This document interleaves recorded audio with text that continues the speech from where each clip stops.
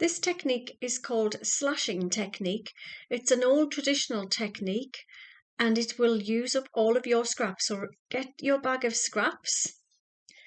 I've actually just cut some up into strips. There could be any shape, any colour. Some people like to organise them into colours, especially if you want to think about designing a picture or a wall hanging. You can lay them up in colours. But for this technique, I'm going to show you just how to use some of those scraps of fabric. So you choose a template. I'm going back to the bird. And you want 2 pieces of fabric. So I'm just going to use that as the back and that as the top. And what we do is we sandwich all of those scrap fabrics in between those 2 layers of fabric. So lay down your backing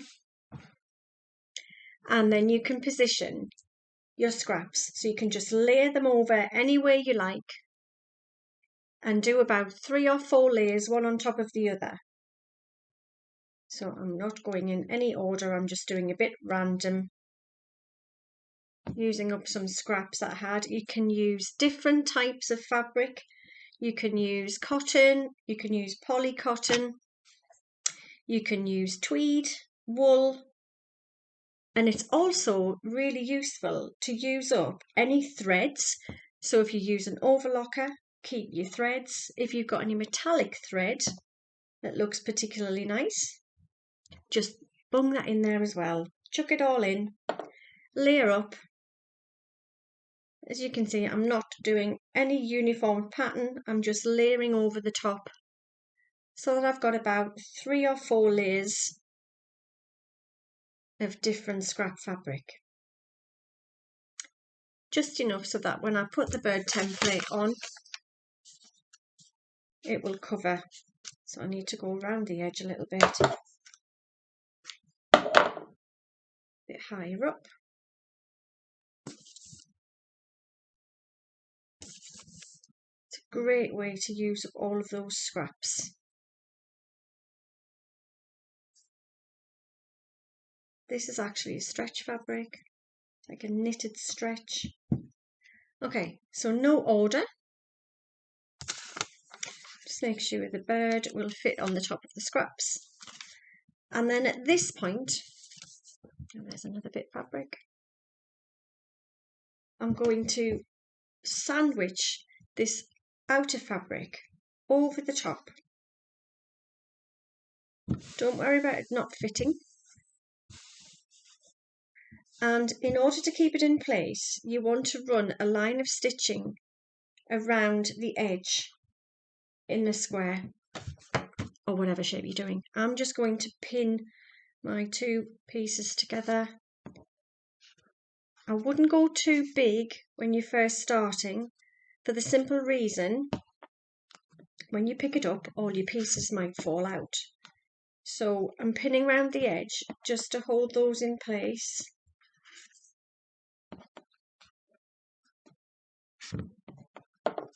And then I'm going to actually use my sewing machine at this point. But as I say, you can hand stitch to run around the edge to stop any of those pieces falling out the bottom. So I've just pinned around the edge. I'm just going to pop the sewing machine on a straight stitch. Stitch length, the standard stitch length on a sewing machine, for those of you that don't know, is 2.5 millimeters, or between your numbers 2 and 3. So straight stitch. Hold your threads at the back to stop any pulling underneath. Just going to run around, taking the pins out as I go along. Don't go over your pins or snap a needle.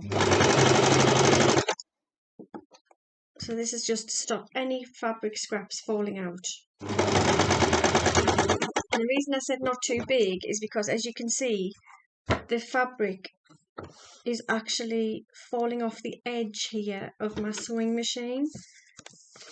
And if it was any bigger, they might all just come out.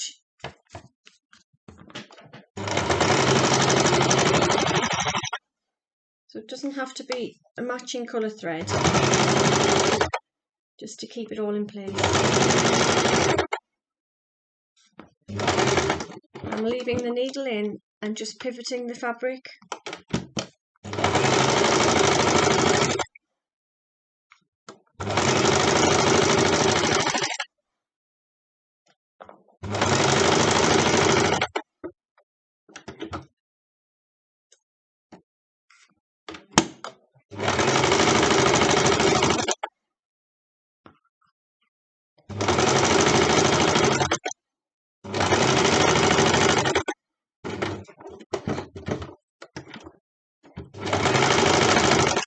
Okay.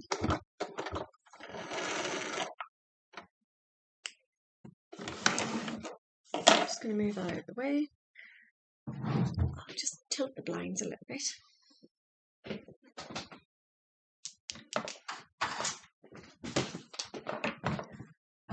Okay. So just press that down, make sure nothing's moved too much. And you can see the line of stitches. Sorry, tilt the other blind.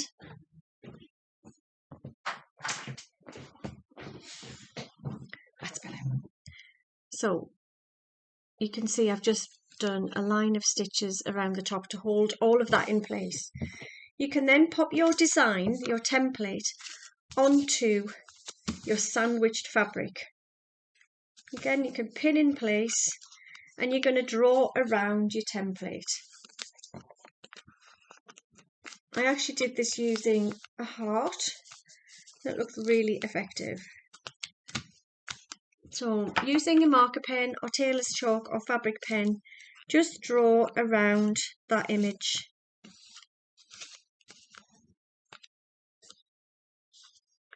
And when you've drawn around,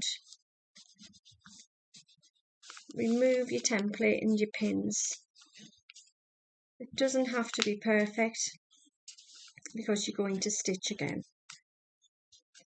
So if you're doing hand sewing, do something maybe a little bit smaller, like a star or heart, just to have a go at doing this technique, using up all of those scraps. Take your template off, and I've got my outline there. I'm then going to do a stitch all the way around that, just a straight stitch.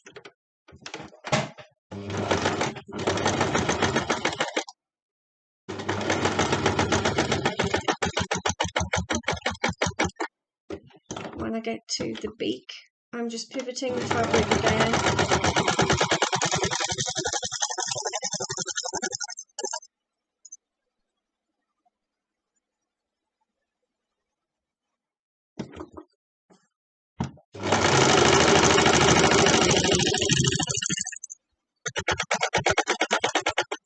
Couple of back stitches. Okay, so that's the outline done.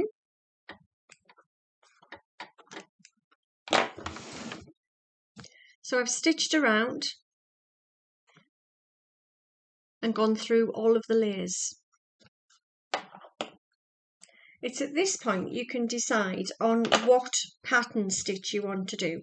Now I generally just do lines of stitching all the way down, and I do them about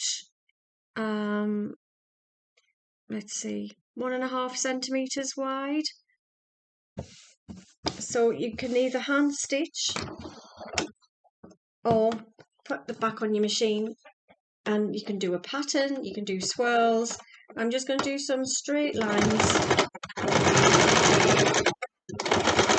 and I'm following the shape of the bird.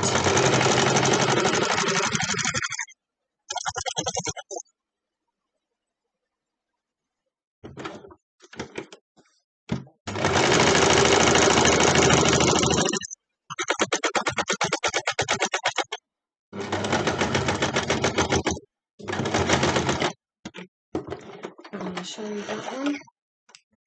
So I've gone inside. Can you see I've done about just over 1 centimetre. It doesn't have to be perfect. And I'm going to fill the rest inside.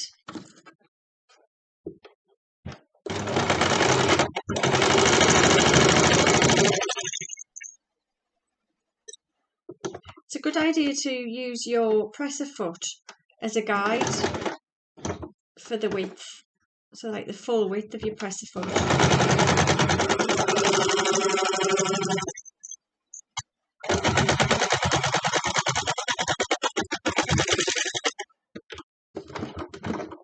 I'm going to do one more layer. So I've got 1, 2, 3 lines of stitching. It almost looks quilted because of the pieces within the 2 layers. I'll do one more.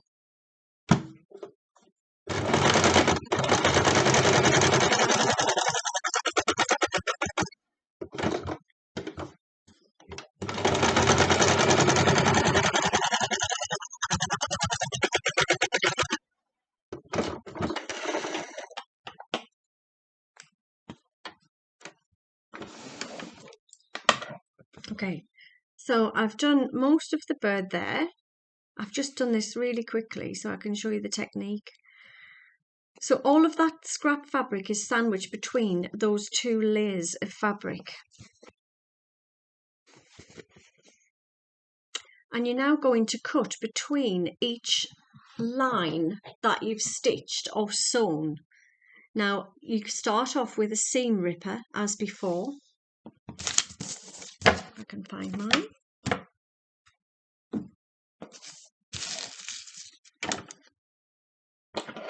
Can't find it, so I'm going to use my little scissors and I'm going to cut the top layer of black to reveal what's underneath, but I'm going to cut down the center of the stitched lines. And eventually I want you to cut through all those layers of fabric, but obviously not cut through on the underneath. So keep checking. You can just see the point there of my scissors. Keep checking that you're not going through.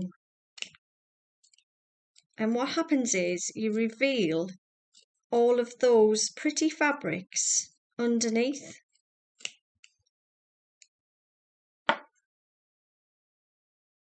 So this is called your slashing technique.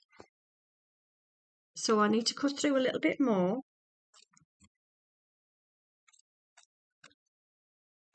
So that I can reveal the base colour underneath.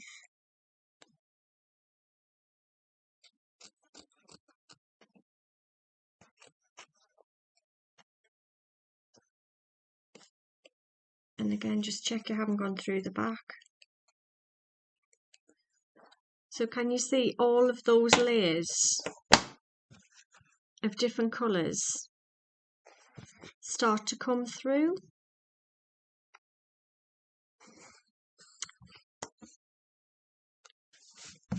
With slashing, it's meant to look like a 3D effect. So by rubbing it to reveal some of the fibres, or especially if you've used a wool or tweed,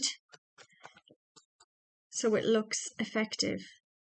Now the heart one I did, so you keep cutting around until you reveal everything.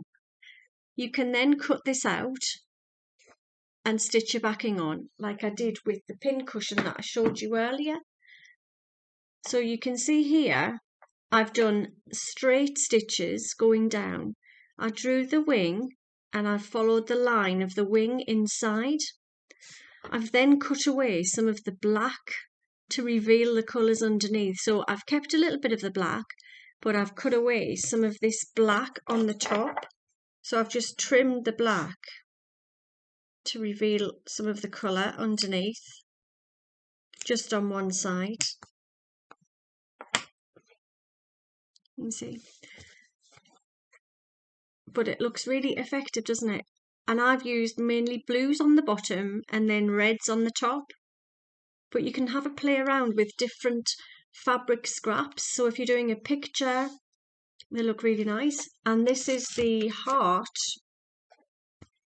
that I did. This is again lots of sort of reddish coloured scraps and spots, polka dots.